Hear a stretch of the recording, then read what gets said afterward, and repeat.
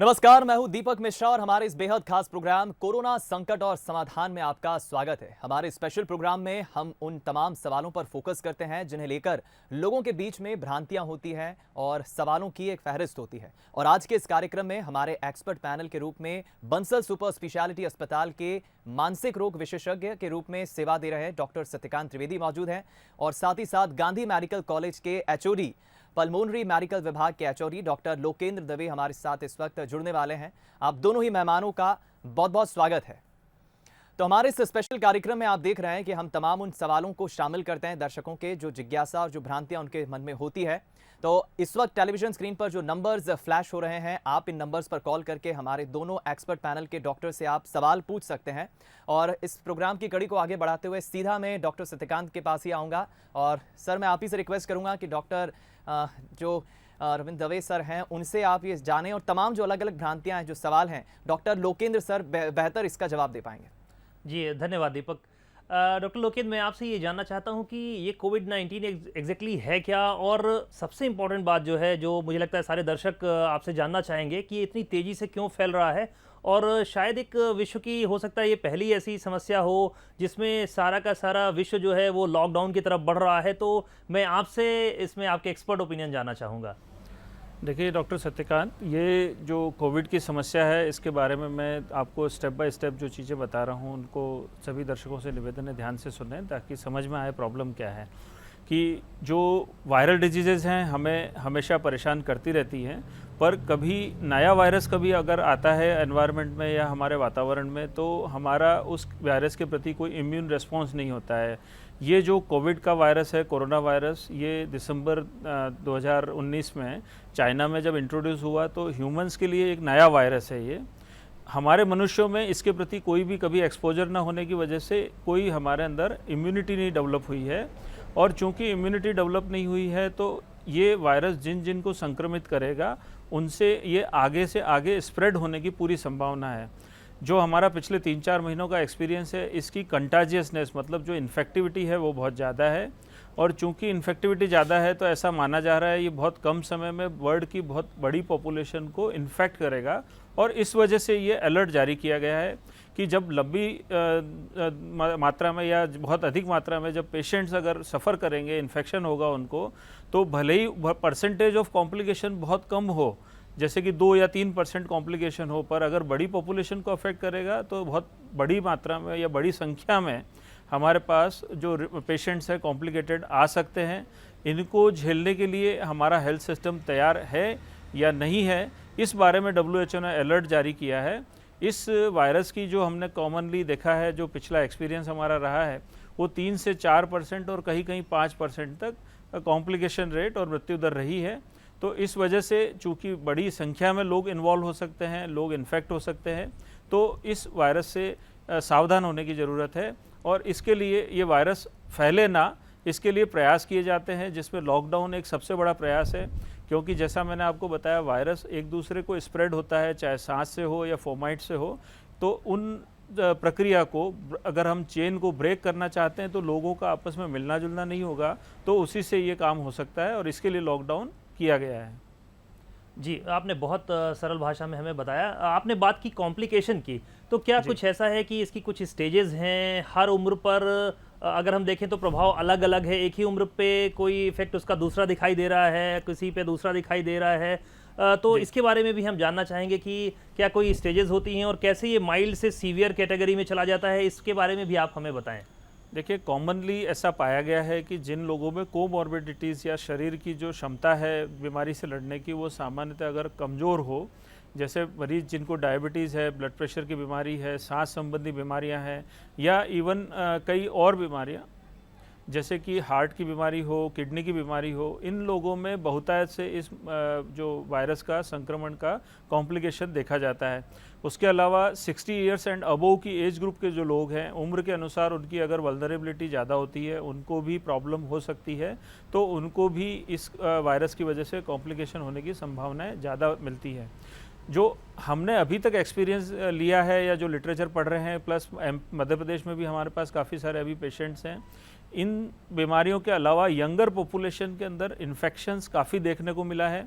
Younger population के अंदर दो प्रॉब्लम हो सकती है। अगर वायरल लोड ज़्यादा हो तो उनमें भी कॉम्प्लिकेशन हो सकते हैं, जैसा कि हमने इंदौर में देखा, कुछ यंग लोगों की डेथ भी हुई है उस वजह से। वायरल लोड ज़्यादा होने की वजह से शरीर के अंदर उस वायरस का घातक प्रभाव होता है तेज़ी से, और उस वजह से बहुत तेज़ी से वो जो यंग व्यक्ति है उसमें भी कॉम्प्लिकेशन हमने देखे हैं। तो दूसरी चीज़ जो है, यंग लोग जो हैं वो बाहर ज़्यादा अगर घूमते फिरते हैं, उनका शरीर तो वो चीज़ को झेल जाता है, वायरस के इन्फेक्शन को, लेकिन ये लोग अपने घर में आके अपने बड़े बुजुर्गों को, अपने घर की महिलाओं को या अपने घर के बच्चों को इन्फेक्शन दे सकते हैं। तो इसको हमको बहुत बड़े परिप्रेक्ष्य में समझना पड़ेगा कि उम्र का प्रभाव किसी लोगों पे है, उनको सोर्स ऑफ ट्रांसमिशन कहीं और से हो सकता है, और कोई भी उम्र के लोग जो हैं ऐसा नहीं है कि उनमें डेथ होने की संभावना नहीं है, कॉम्प्लिकेशन होने की संभावना नहीं है। हाँ, ये मैं बोल सकता हूँ कि 100 में 2 या 3 लोगों को कॉम्प्लिकेशन होंगे और डेथ होने की संभावना होगी, लेकिन किसको होगी, कैसे होगी, ये प्रिडिक्ट नहीं किया जा सकता। इसलिए हर व्यक्ति को बचाव करने की ज़रूरत है, ये हमें ध्यान रखना है, और इस वजह से हर व्यक्ति को बचाव करने की, सावधानी रखने की सलाह दी जाती है। सर, यहाँ पे आपने एक शब्द उपयोग किया, वायरल लोड। तो हम ये कैसे सामान्य भाषा में समझ सकते हैं या कैसे अनुमान लगा सकते हैं कि अगर मेरा इन्फेक्शन या मेरा जो इनकाउंटर है या मुलाकात है या जहाँ से मुझ में वायरस आया है, तो इससे ज़्यादा वायरल लोड होने का चांस है, कम वायरल लोड होने का चांस है? ये हमें थोड़ा सा सरल भाषा में बताएं। देखिए, अगर हम ज़्यादा भीड़ भाड़ वाले इलाके में जाएंगे जहाँ पर वायरस से संक्रमित लोग ज़्यादा हैं, क्लोज्ड एनवायरनमेंट में काम कर रहे हैं, जहाँ हवा का आवागमन नहीं, डाइल्यूशन ऑफ एयर नहीं है, तो ऐसे वातावरण में लोगों को संक्रमण जो है वो बहुत क्लोज होने की वजह से हवा में वायरस का मात्रा ज़्यादा हो सकती है। वो हमारे इनहेल करने पर हमारे फेफड़ों में ज़्यादा वायरस का लोड जा सकता है, ये एक बात है। और दूसरा, कई लोगों में टेंडेंसी होती है, भले ही वो व्यक्ति स्वस्थ दिखते हैं 40 की उम्र में भी, लेकिन उनकी बॉडी की जो इनेट इम्यूनिटी होती है, इम्यून रिस्पॉन्स होता है, ओबेसिटी है, माल न्यूट्रिशन है, इवन मेंटल जो स्टेटस है पेशेंट का, डिप्रेशन, एंजाइटी, इन सब चीज़ों का भी हमारे ओवरऑल इम्यून फंक्शन पे बड़ा रोल रहता है। तो अगर हमारा डाइट, हमारा मानसिक स्वास्थ्य, हमारा शारीरिक स्वास्थ्य इस लेवल का नहीं है, तो हम कम उम्र में भी अधिक वायरल लोड की वजह से परेशान हो सकते हैं। वायरस हमारे अंदर ग्रो करके और हमारे अंदर कॉम्प्लिकेशन पैदा कर सकता है। तो तमाम चीज़ें हैं, वो हर डिजीज़ के अंदर ये इंपॉर्टेंट चीज़ें हैं। ऐसा नहीं कि कोरोना के लिए है, पर चूंकि कोरोना नया वायरस है, इसके लिए इस परिप्रेक्ष्य में हम लोग ये सब बात कर रहे हैं। परंतु हर डिजीज़, उसके अंदर इसी तरह से व्यक्ति का जो है इम्यून रिस्पॉन्स जो है वो लड़ाई करता है बीमारी से, और उस बीमारी को या तो वो हराता है या हारता है। जी। अब सर, अब चूँकि मैं एक साइकियाट्रिस्ट हूँ, तो आपने एक डिप्रेशन की बात बोल करके मेरे लिए एक प्रश्न खड़ा कर दिया। मैं आपसे ये जानना चाहता हूँ सर, जो चूँकि आप डेली ऐसे पेशेंट्स को डील कर रहे हैं, उनसे मुलाकात हो रही है, तो आप कितना रोल देख रहे हैं कि एंजाइटी की वजह से उसकी प्रोग्नोसिस पर भी असर पड़ रहा है? देखिए, निश्चित 2 बातें मैं आपसे शेयर करना चाहूँगा इस बारे में। मरीज के परिप्रेक्ष्य में मरीज को मैंने जितनी बात बताई उसके अंदर मैंने ये कहा कि 100 में से 2 मरीजों को, 3 मरीजों को कॉम्प्लिकेशंस हो सकते हैं। अगर हम कोई भी बीमारी की बात करें जो सामान्य गिनी जाती है, चाहे मलेरिया हो, डेंगू हो या कोई भी वायरल डिजीज़ेज़ हो, उनमें ये परसेंटेज कॉमन है। लेकिन चूंकि इतनी बड़ी संख्या में एकदम से संक्रमण फैल सकता है, तो उसकी वजह से नंबर ऑफ पेशेंट ज़्यादा होंगे, ये थ्रेट है। तो हमें हर मरीज को पहले ये समझाना पड़ता है कि अगर हम कोरोना पीड़ित हो गए या पॉजिटिव आ गए, तो इसका मतलब ये नहीं कि हमारी डेथ होने वाली है और हम काल के गाल में मतलब समा सकते हैं, ऐसा नहीं है। ये चीज़ हमको हर मरीज को काउंसिल करनी पड़ रही है, क्योंकि अभी इतनी ज़्यादा चर्चा हो रही है बीमारी की कि मरीज समझ नहीं पा रहे हैं कि हमें करना क्या है और होना क्या है हमारा। तो ये एक बहुत बड़ा इशू है। दूसरा, उनको एक सामाजिक बहिष्कार की भी एक मन में संभावना मैंने देखी है कि उन लोगों को ये लगता है कि अब हमसे कोई बात नहीं करेगा, अब हमसे दूर रहेंगे सब लोग। तो ऐसा बिल्कुल भी नहीं है। हम मरीजों को, उनके रिश्तेदारों को काउंसलिंग बराबर करते रहते हैं कि ये जो बीमारी है उससे ठीक होने के बाद मरीज बिल्कुल सामान्य हो जाएगा और वो सामान्य जीवन जिएगा। उससे अपने को कोई ऐसी परेशानी नहीं है कि जिसका हम मन में लोड लेके चलें और हम मानसिक स्वास्थ्य अपना ख़राब करें। रादर हम लोग बूस्ट करते हैं मानसिक स्वास्थ्य अच्छा रहे, अच्छी सोच रहे, तो उससे हमारा इम्यून रिस्पॉन्स जो है वो बहुत अच्छा रहेगा और हम अच्छा बीमारी से लड़ने के लिए अपने आप को तैयार कर पाएंगे। तो सर ने बहुत अच्छी बात बताई कि सकारात्मक सोच, उचित देखभाल के साथ हम इससे पूरी तरीके से निपट सकते हैं। बहरहाल सर, यहाँ पे मेरा एक और प्रश्न है आपसे कि विश्व स्वास्थ्य संगठन इसके बारे में क्या आइडिया लगा रहा है? आप लोगों का क्या अनुमान है कि ये किस स्टेज में जा सकता है? आगे हमें क्या क्या देखने को मिल सकता है? क्योंकि ये वायरस नया है, आप लोगों के लिए भी अभी ये शोध का विषय है, लेकिन क्या अनुमान आपको लग रहा है कि आगे हम अगले 3, 5, 6 महीने में आगे क्या देख सकते हैं और कब तक ये हमें इस तरीके से सोशल डिस्टेंसिंग या रूल्स को फॉलो करना होगा? हालांकि एक बहुत अच्छी बात भी है, हम बहुत अच्छा मैसेज दे के जाएगा, ओवरऑल हमारा जो रहन सहन का तरीका है उसमें बदलाव आएगा। लेकिन आप एज ए स्पेशलिस्ट क्या देख रहे हैं इसके फ्यूचर को लेकर के? देखिए, इसमें दो चीज़ें मैं आपको बात करना चाहूँगा। अगर हम प्रिडिक्शन की बात करें तो ये बहुत क्लियर है, कोई भी जो हमारा वायरस है वो हम सामान्य तब मान लेते हैं जब लगभग 60% हमारी जो पॉपुलेशन है उसमें ये इम्यूनिटी पैदा हो जाए वायरस से। इम्यूनिटी जनरली हम इन्फेक्शन से पैदा कर सकते हैं या हम संक्रमण के बाद या अलावा वैक्सीन से पैदा कर सकते हैं।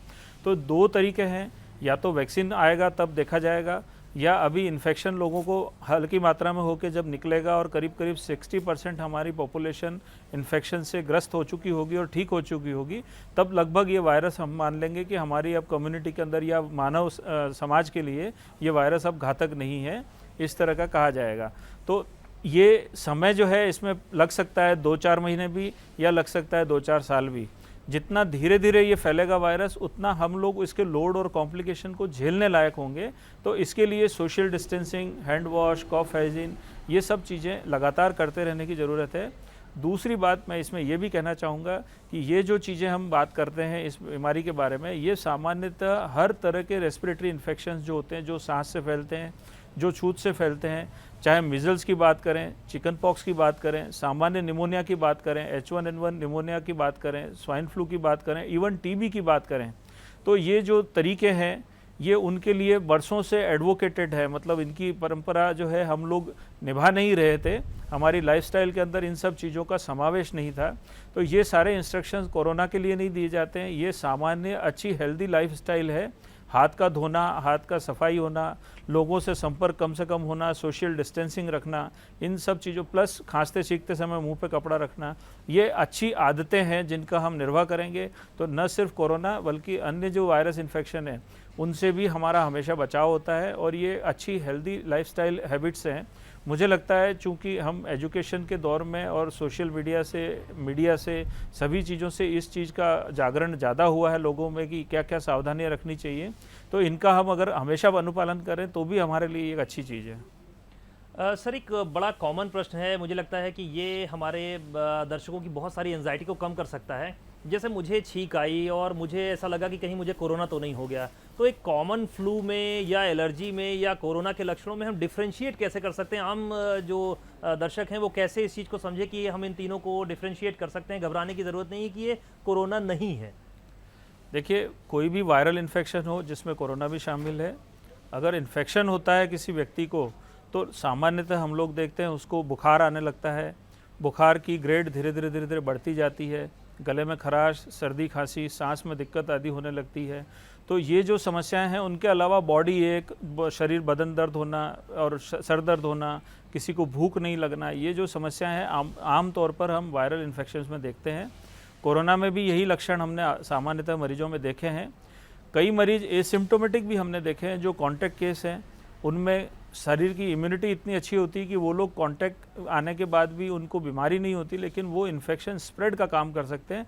इसलिए आज के समय में हम उनको आइसोलेट कर रहे हैं, उनको हम भर्ती कर रहे हैं, उनका हम ट्रीटमेंट भी करने की कोशिश कर रहे हैं ताकि उनका वायरल लोड कम किया जा सके, उनकी इन्फेक्शन की संभावना फैलाने की जो है उसको कंट्रोल किया जा सके। तो वायरल डिजीज़ होना, उसके लक्षण जो है सामान्यतः इस तरह के होते हैं। आप जो दूसरी बात कर रहे हैं एलर्जी की या और कोई फ्लू की, तो जो फ्लू है या जो अन्य बीमारियां हैं उनमें लक्षण और कोरोना के लक्षणों में फ़र्क करना मुश्किल है। इससे अच्छा होगा अगर सर्दी खांसी बुखार से कोई पीड़ित है तो वो अपना डॉक्टर से परीक्षण करे। बहुत क्लासिकल लक्षण के आधार पे हम डायरेक्टली आम जन ये नहीं पहचान पाता है कि हम किस तरह की प्रॉब्लम से पीड़ित हैं, और ये अनुमान लगाना आम जन के लिए कठिन है, इसलिए डॉक्टर को मिलना ज़रूरी है। एलर्जी के जो पेशेंट हैं उनको सामान्यतः जो छींकें आती हैं उनमें नाक गले में खुजली होना और नाक बहना और अचानक से सिम्टम आना और थोड़ी देर बाद अचानक से ठीक हो जाना, ये जो सिम्टम्स हैं ये जनरली हम लोग देखते हैं एलर्जिक जुकाम वगैरह के मरीजों को होता है, एलर्जिक कॉफ वाले मरीजों को होता है। पर मैं अलर्ट ये करना चाहूँगा कि जो हमने अभी तक देखा है, बुखार यदि किसी व्यक्ति को आ रहा है तो उसे सामान्य न लें। बुखार के साथ सर्दी खांसी अगर है किसी को तो वो तुरंत अपनी जाँच कराए।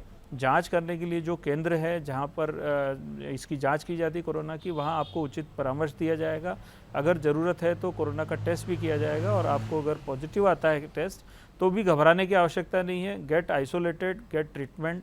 अगर टाइमली व्यक्ति को ट्रीटमेंट मिलेगा तो उसके अंदर कॉम्प्लिकेशंस भी नहीं होंगे, या कॉम्प्लिकेशन होंगे तो उनका उचित इलाज किया जाएगा ताकि व्यक्ति आगे परेशान न हो। कहा आपने। और यहाँ पर हमारे साथ एक कॉलर जुड़ गए इस वक्त जो सवाल पूछना चाहते हैं। छत्तीसगढ़ के भाटापारा से संतोष कुमार साहू जी। जी संतोष जी, अपना सवाल पूछिए। हेलो जी, अपना सवाल पूछिए। सर, ये कोरोना वायरस के इलाज के लिए जो वैक्सीन तैयार की जा रही है, उसमें कब तक ये वैक्सीन तैयार हो जाएगा, और ये प्लाज्मा सिस्टम से जो इलाज करने की बात कर रहे हैं वो क्या है सर? ये प्लाज्मा क्या होता है? जी ओके, आपने 2 सवाल पूछे हैं, दोनों इम्यूनिटी से रिलेटेड हैं। वैक्सीन का जहाँ तक सवाल है, कोरोना के वायरस का जो आरएनए स्ट्रक्चर है उसके ऊपर स्टडी चल रही है। उसके बाद उसको वैक्सीन के रूप में कन्वर्ट किया जाएगा, एंटीजन जो है उसका तैयार करके, और वैक्सीनेशन के फॉर्मूले के रूप में तैयार किया जाएगा। फिर उसके अलग अलग स्टेज के परीक्षण हैं, और परीक्षण के बाद वो ह्यूमन ट्रायल के रूप में आएगा और फिर उसका अप्रूवल होगा। तो ये बहुत टाइम कंज्यूमिंग प्रोसेस है। ऐसा माना जा रहा है करीब करीब 1 साल से 1.5 साल इस प्रोसेस में लगेगा, और वो सामान्य प्रक्रिया है, उसमें जल्दबाजी करने से भी कुछ हासिल नहीं होगा। इसका जो तरीका है वो यही है, इसलिए इसमें हमें पेशेंस रखना पड़ेगा। और दूसरी जो आपने बात कही ट्रीटमेंट पद्धति की, तो बहुत सारे ट्रीटमेंट हैं जो डिपेंड करता है, बहुत सारी जो दवाइयाँ अनुसंधान की जा रही है। अभी कोई कंफर्म दवाइयाँ उपलब्ध नहीं है, लेकिन ये जो प्लाज्मा थेरेपी है उसमें ऐसा है कि जो व्यक्ति कोरोना से ठीक हो जाएंगे उनका रिक्वेस्ट करके ब्लड डोनेट किया जाएगा, और उस ब्लड के अंदर इम्यूनिटी के लिए जो हमारे तत्व होता है एंटीबॉडी, वो मौजूद होगा उस मरीज में, क्योंकि वो ऑलरेडी उस इन्फेक्शन से निकल के आया है। तो वो जो एंटीबॉडी है, इनका प्लाज्मा का ट्रांसफ्यूजन अगर हम किसी गंभीर सीरियस मरीज में करेंगे तो वो एंटीबॉडी जो है वायरस से लड़ेगी, और वायरस से लड़के उस मरीज के रोग प्रतिरोधी क्षमता को थोड़ा बढ़ावा देगी। इस थ्योरी पे प्लाज्मा थेरेपी को ट्रायल किया जा रहा है, अभी प्रूवन नहीं है, लेकिन जहाँ ये यूज़ की गई है वहाँ पे अच्छे रिजल्ट मिले, इसलिए इसका ट्रायल किया जा रहा है। और अभी आम जन को प्लाज्मा थेरेपी के बारे में सोचने की ज़्यादा ज़रूरत नहीं है।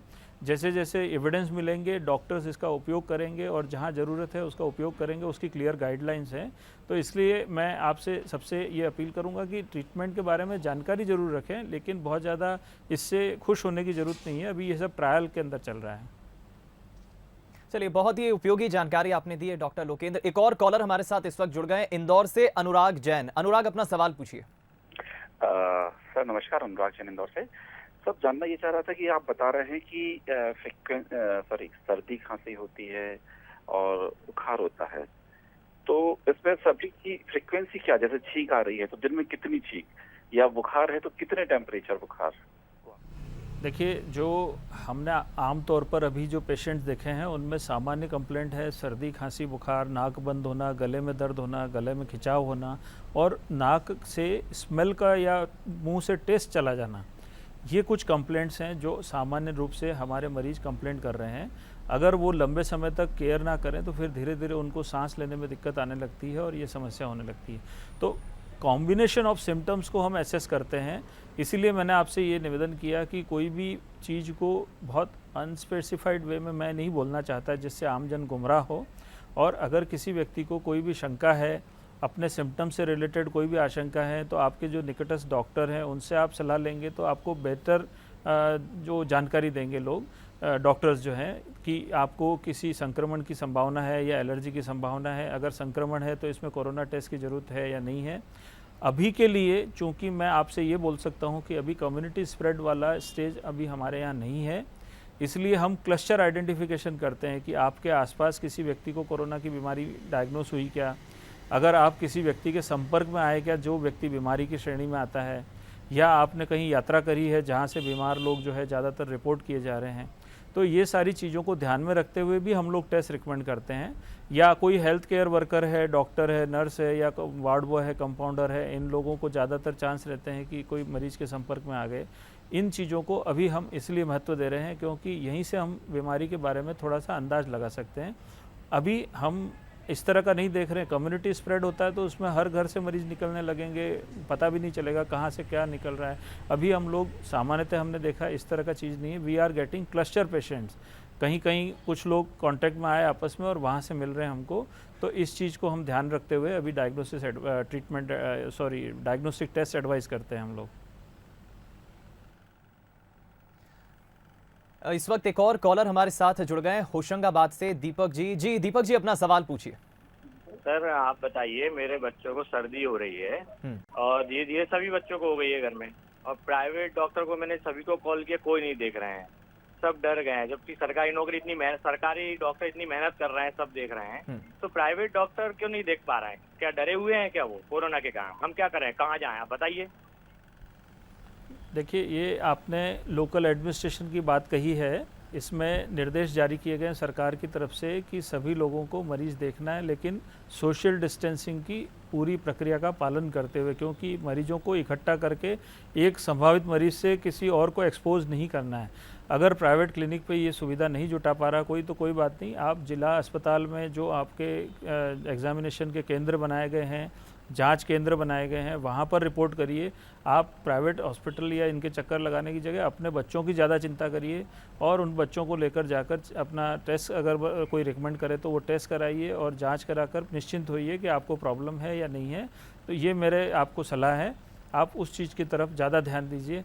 बाकी जो चीज़ें हैं समाज में, जैसे व्याप्त भय समाज में लोगों में है, वैसे कई चिकित्सकों में हो सकता है, और उनको अगर जैसे कोई क्लिनिक के अंदर इस तरह की सुविधा देने की संभावना नहीं लगती है तो वो लोग बंद करके बैठे होंगे।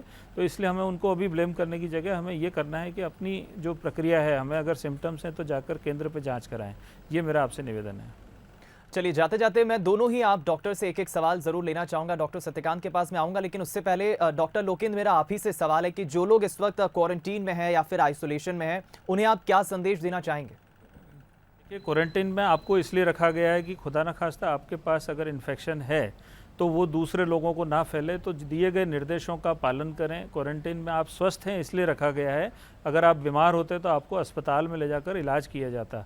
तो क्वारंटीन का मतलब समझें, आपको बीमारी होने से रोकना नहीं है, आपसे बीमारी फैलने से रोकना है। अगर आपको बीमारी के लक्षण भी हैं तो घबराएं नहीं, बताएं, जांच कराएं। अगर आपको बीमारी भी है तो आप स्वस्थ हो जाएंगे। मैंने बताया 100 में 2 लोग ही कॉम्प्लिकेट होंगे, 98% लोग स्वस्थ हो जाएंगे। पर अगर हम भयभीत रहे या हम डर के रहे, सिम्टम को छुपाते रहे या क्वारंटाइन में या हॉस्पिटल में जाने से बचते रहे, तो न सिर्फ हम अपने स्वास्थ्य के साथ खिलवाड़ करेंगे बल्कि समाज के अंदर भी बीमारी फैलाने में बहुत ज़्यादा मदद करेंगे। इसलिए मेरी अपील है, आप सामने आइए और जाँच कराइए। ठीक, डॉक्टर सत्यकांत, मेरा आपसे एक अंतिम सवाल रहेगा, उसके बाद हम कंक्लूड करेंगे इस चर्चा को। सुनने में आ रहा है आजकल की एक अनसिम्टोमेटिक जो कोरोना है वो काफी इस वक्त प्रचलन में, चाइना में बताया जा रहा है, जो आ गया है साइलेंट कैरियर के तौर पर इसे देखा जा रहा है, जिसमें सिम्टम्स नहीं देख रहे हैं। इसको लेकर लोग बड़े घबराए हुए हैं मेंटली तौर पर। कैसे देखते हैं आप इसे और लोगों को क्या सजेस्ट करेंगे कि कितना इससे डरने की जरूरत है? देखिए, जैसा कि सर ने पहले बताया कि इम्यूनिटी के ऊपर डिपेंड करता है कि उस सिम्टम के मैनिफेस्टेशन कैसे होते हैं। एसिम्प्टोमेटिक कैरियर का सीधा सीधा ये मतलब है कि हमें वायरस का संक्रमण हुआ लेकिन हमारे उसमें लक्षण नहीं आए, क्योंकि हमारी इम्यूनिटी ऐसी मजबूत है या उसने उसे हैंडल कर लिया। वो मैं भी हो सकता हूँ, हो सकता है मुझे कोरोना हुआ और मैं एसिम्प्टोमेटिक रह गया हूँ, वो कोई भी हो सकता है। तो महत्वपूर्ण बात यह है कि कोई भी, जैसा कि सर ने बताया कि शुरुआती कोई भी लक्षण आए तो खुद से डायग्नोज करने से बचें। बेटर है कि आप अपने स्पेशलिस्ट से राय ले लें, उनकी निगरानी में चीज़ें जो लक्षण घटेंगे बढ़ेंगे उसके हिसाब से हम आइडिया लगा पाएंगे कि क्या कैसे होना है। आपको सिर्फ सोशल डिस्टेंसिंग फॉलो करनी है, हाइजीन को फॉलो करना है। आप अननेसेसरी गूगल से या किसी भी कोई भी जो सनसनीखेज खबरें हैं उनको पढ़ करके उसमें दिमाग बिल्कुल मत लगाइए। अपने आप को स्पेशलिस्ट को सौंप दीजिए, उसको डिसाइड करने दीजिए क्या कैसे करना है। और ये कठिन शब्दावली में आप बिल्कुल मत फंसिए। सिम्प्टोमेटिक कैरियर, क्वारंटीन, आइसोलेशन, ये आपका काम बिल्कुल नहीं है। इसलिए घबराइए नहीं, धीरज रखिए और अपने डॉक्टर से सलाह लीजिए। चलिए, बहुत अच्छी बात आपने कही है डॉक्टर सत्यकांत की, घबराने की जरूरत नहीं है और सोशल मीडिया में हम अलर्ट रहें, ऐसी अफवाहों से दूर रहें। डॉक्टर लोकेंद्र, आप हमारे इस कार्यक्रम में चर्चा में पधारे और समय दिया, उसके लिए बहुत बहुत शुक्रिया आपका। और डॉक्टर सत्यकांत, आपका भी बहुत बहुत शुक्रिया चर्चा में शामिल होने के लिए। तो इसी के साथ हम उम्मीद करते हैं कि तमाम वो सवाल और जवाबों को हम इस प्रोग्राम में शामिल करने की कोशिश करते हैं। कोरोना पर संकट और समाधान की तमाम भ्रांतियां आप दूर करिए और ऐसे नेगेटिव थॉट्स, सोशल मीडिया से, फेक न्यूज़ से और अफवाहों से दूर रहिए। और हर खबर की प्रामाणिकता से जानने के लिए, जुड़े रहने के लिए, देश प्रदेश की खबरों को जानने के लिए आप देखते रहिए बंसल न्यूज़। दीजिए इजाज़त, नमस्कार।